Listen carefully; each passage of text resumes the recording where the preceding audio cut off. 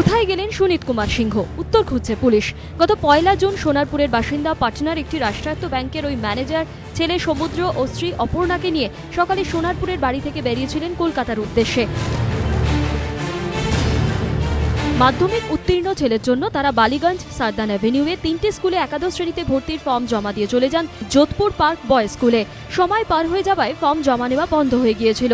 Jodhpur park থেকে স্ত্রী ও ছেলেকে বাড়ি চলে যেতে বলে নিজে ডালহৌসিতে ব্যাংকের সদর দপ্তরে যাবেন বলে একটি বাসে ওঠেন সুনীত।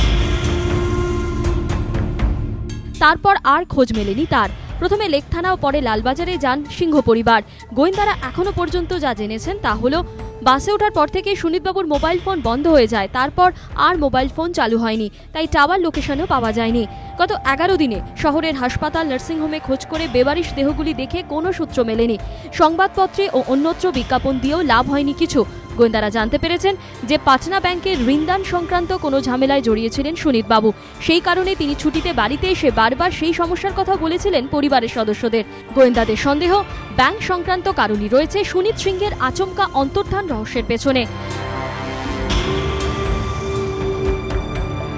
সেই কারণে গোয়েন্দা দল পাটনায় রওনা দিয়েছেন। ব্যাংকের পাটনা সেন্ট্রাল স্কুল শাখার ম্যানেজার সুনীতবাবু, সেখানে বাড়ি ভাড়া নিয়ে থাকতেন তিনি। বুধবারই পাটনা পৌঁছে সূত্র খুঁজতে সরজমিনে তদন্তে নামছেন লালবাজারের গোয়েন্দারা। রাজশ্রী দত্তগুপ্তের রিপোর্ট, এবিপি আনন্দ, কলকাতা।